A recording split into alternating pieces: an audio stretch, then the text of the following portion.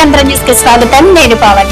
సమస్యలపై చర్చించాల్సిన శాసన మండలి 2 రోజులుగా టీటీడీ లడ్డు రాద్ధాంతంతో పట్టుమని 10 నిమిషాలు కూడా నడవడం లేదు. ఇవాళ మరీ దారుణం. ఉదయం 10 గంటలకే మండలి ప్రారంభం కాగా సభ్యుల ఆందోళనలతో చైర్మన్ మోషన్ రాజు 4 నిమిషాల లోపే సభను వాయిదా వేశారు. 2 గంటల అనంతరం సభ తిరిగి ప్రారంభమైన అదే గందరగోళం కొనసాగడంతో 40 సెకండ్లలోనే ముగించారు. గవర్నమెంట్ గణాంకాల ప్రకారం ఒక రోజు పూర్తిగా సభ నిర్వహణకు 17 లక్షల రూపాయల వరకు ప్రజాధనం ఖర్చవుతుంది.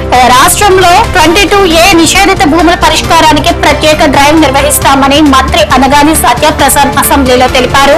ఆ జాబితా నుంచి ప్రైవేట్ భూములను తొలగించే అధికారం ఆర్డీఓలకు అప్పగిస్తామన్నారు. భూమిని 22A చేర్చాలంటే ఆ పట్టాదారునికి రిజిస్ట్రేషన్ పోస్ట్ లేదా ఈకేవైసీ ద్వారా నోటీసు తప్పనిసరిగా ఇవ్వాలని పేర్కొన్నారు. 10 ఏళ్ల కిందట అసైన్డ్ చేసినటువంటి ఇంటి స్థలాలకు పూర్తి హక్కులు కల్పించబోతున్నామని చెప్పారు. వైసీపీ ఎమ్మెల్సీ అనంతబాబు భార్య లక్ష్మీ దుర్గపై చార్జ్ షీట్ దాఖలు చేయడంతో ఆయన అజ్ఞాతంలోకి వెళ్లినట్లు తెలుస్తోంది. గన్మెన్లు వ్యక్తిగత సిబ్బంది లేకుండా ఇవాళ శాసన మండలి సమావేశాల నుంచి ఆయన అర్ధాంతరంగా వెళ్లిపోయినట్టు సమాచారం. ఇప్పటికే అనంతబాబు భార్య కోసం పోలీసులు గాలిస్తున్నారు. తమ మాజీ డ్రైవర్ సుబ్రహ్మణ్యం హత్యలో భర్తను ప్రేరేపించడమే కాకుండా అన్ని విధాలా ఆమె సహకరించిందని సిట్ పేర్కొంది. నల్లపాడు పిఎస్ లో ఉండగా సిఐ వెంకటేశ్వర్లు ఎస్ఐ కానిస్టేబుళ్లతో కలిసి తనపై దాడికి ప్రయత్నించారని అంబటి రాంబాబు ఆరోపించారు. మళ్లీ అధికారంలోకి వస్తే వదలని వార్నింగ్ ఇవ్వడంతో వెనక్కి తగ్గారన్నారు. తనపై ఎన్ని కేసులు పెట్టినా తగ్గే ప్రసక్తే లేదన్నారు. ఇక జైలు జీవితాన్ని ఎంజాయ్ చేశానని వెల్లడించారు. బతికుంటే సాధిస్తా, చచ్చిపోతే సమాధే,